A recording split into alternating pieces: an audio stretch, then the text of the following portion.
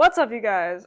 I'm so corny, I'm sorry. And if you don't know me and you've never seen my videos before, hello. My name is Rena and I am building a very fast car in my garage. And I also TIG weld. I have been teaching myself how to weld and fabricate for the past year. Just a general disclosure here, I am not a professional welder. I literally only know how to TIG weld because I ended up with my uncle's old TIG welder and I wanted to start making my own parts and saving some money. So I taught myself from YouTube. Anyways, I figured that I would go ahead and review this torch. So just keep in mind, I am not a welder that's been in the trades for 30 plus years. I've got soft hands. Brother, you got soft hands. I haven't seen any reviews on this torch whatsoever besides the one video that CK uploaded, I think about 10 years ago now. So yeah, I figured I would go ahead and review it for you guys. But again, keep in mind, I'm still an intermediate / amateur. I am just a girl in a garage that ended up with a piece of shit transformer TIG welder, and I'm doing my best out here. Let's get in to the review. That's why you came here. So for reference, I actually have a CK-17, but I have a typical normal standard one. I thought it would be more natural to try this out. So yeah, we're gonna go ahead and break into this, and I'm gonna compare it with my torch side by side. Woo! First impression is, oh fuck. We're looking at a 15-foot gas hose. I'll probably have to get an extension for this to reach some parts of my car. And before you go talking about the one that's the micro torch, I know, and the reason that I chose the CK-17 straight pencil torch over the micro torch was actually because the amperages that I'm able to weld with this are much higher. I plan on doing a lot of aluminum welding with all of my piping and my intercooling. I do need to be at a higher amperage, therefore that is why I did not choose to go with the micro torch. I think the top amperage it goes up to is it's something pretty small. I think it's like 75. Don't quote me, but I'm pretty sure it only goes up to 75 amps. This one goes up to, I believe, I should have my facts straight. I'll put them on the screen. I'm incompetent, sorry. So anyways, the review for the torch. So I'm gonna go ahead and compare this side by side with my torch. So again, they're both CK-17s. So obviously we have the same diameter here for the handles, and the grips look the exact same. Obviously our first difference is that I've got a gas nozzle on mine. Not a humongous deal that this one doesn't have it. I'm not sure if they come with gas nozzle options. It's gonna be strange. I'm gonna go to use it and it's just not gonna be there. I'm not sure if it comes with any options at all. When for amperage control, I have no idea. I would assume not. When I was looking into this, I couldn't find anything. I didn't really dig all that deep, but at the same time, this is not a very popular style of torch, obviously, since there are no YouTube videos on it. The options for it may be limited. Don't quote me. I don't know for sure. That's our first difference / downfall, I suppose. Going into our second difference, there is no back cap on this because there is no back cap at all. Wow. Because our tungsten goes actually inside of our torch handle. And I couldn't find any measurements anywhere in regards to just the depth of the actual tungsten portion inside of the handle. If you have a longer cap or you're used to having longer tungsten, that would be some adjusting that you would need to go through. For me, it shouldn't be very different, but let's see just how deep it goes into the torch. Ooh, also, I got a sticker. Yes! Yes! Hell yeah. I'm gonna measure how deep the tungsten can go in this torch, obviously with a very in-depth method here. We're gonna stick my snap-on pick into the torch and mark it with a Sharpie. We're gonna give her a mark, grab a reliable right here, and we will measure. So 2 5/8 of an inch is how deep the tungsten can actually go into the torch. So that's actually much longer than I am typically used to. Yeah, if you look at the tungsten in my torch right now, I keep it extremely short. Also, don't judge me on my fucking gas lens, okay? I know, I need a new one. We'll see what consumables work from my torch over to this one. I feel like none of them. It's a completely different style. This is what my tungsten looks like, and I usually keep it about this length too. It's kind of strange. So when I screwed off this cap, there is this little O-ring, and then on the inside of this cup, if you will, it's actually silicone. So very,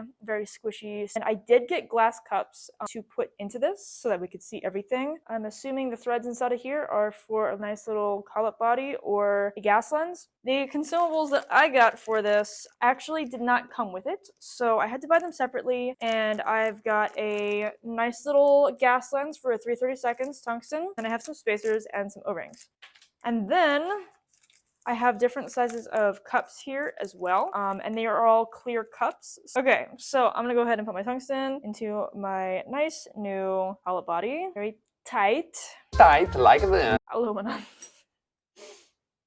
Okay, it's tight. Here, wow, look at, that's so funny. Look at this. I haven't really used many torches. Look at the difference between this little tiny baby fucking shrimp dick ass gas lens. You can see that the threaded portion is actually the top of the gas lens, like right next to the actual like wire filter. And don't be, and I know you're looking at the other one. Don't be looking at that shit. I needed a new one, but I knew I was getting this, so don't even come at me right now. I changed tungstens, okay, and it spit, and I'm not happy about it, okay? So we're not talking about it. Anyways, you can see the difference. I'm gonna go ahead and assemble this. If I'm doing the order wrong, you can literally just suck a fat cock, because I don't know what I'm doing. All right, yeah, so it looks like I have to put the actual cup silicone thing back on, and then I'm gonna tighten everything down in just a second.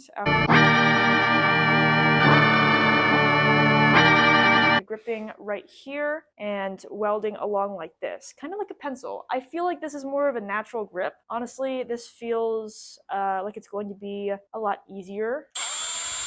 Obviously, I have a very professional setup here to sharpen my tungsten with. I'll show you the angle that I sharpen at if anyone's curious, but I usually try to go for like a 45, so. Okay, and then I usually just blunt the tip just a little bit.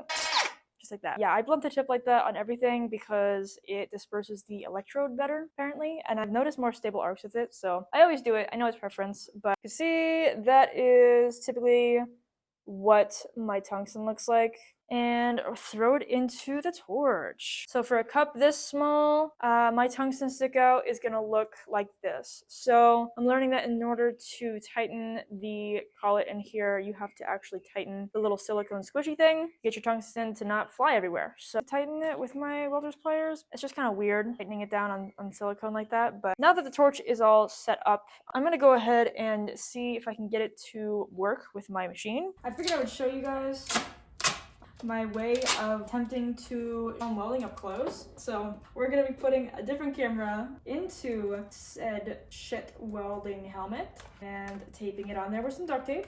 All right, so the other point of view you're gonna get is right there.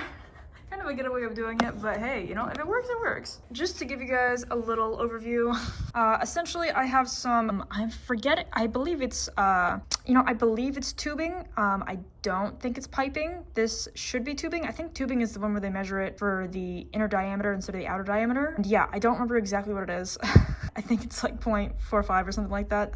It's just what I needed at the time. So I've got some piping that's stainless. I also have a little bit of stainless as well. So we're gonna try all of them. I'm gonna first start by just dry washing, getting the hang of this new torch and seeing, you know, how it feels and everything. And fingers crossed the helmet thing works. I've never tried to record myself welding up close like this before. Okay, so actually the footage turned out really good from the welding helmet method, but files got corrupted.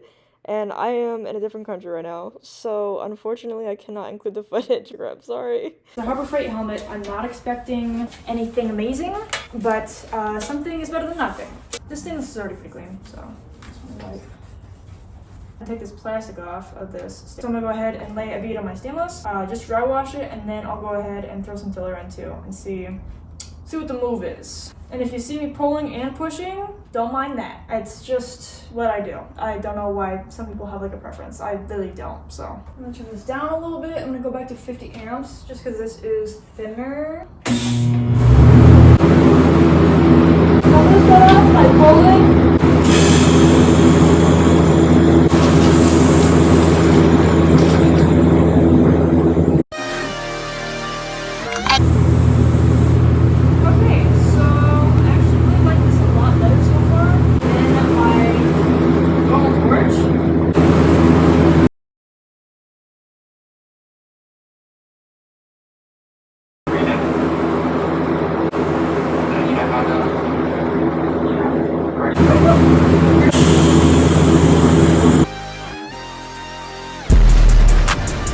Use filler on most of it. I was mainly dry washing.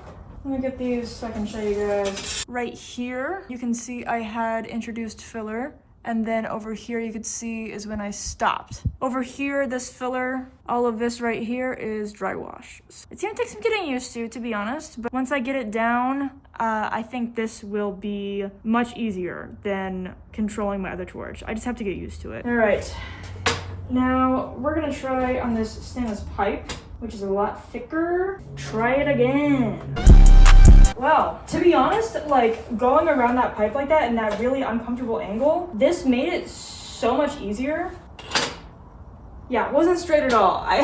But like it's comfortable in my hand. It's doing its job really well. You can see this? This looks like literal dog shit. I told you guys I fucking suck, okay? Like I'm not good. I don't have a lot of experience.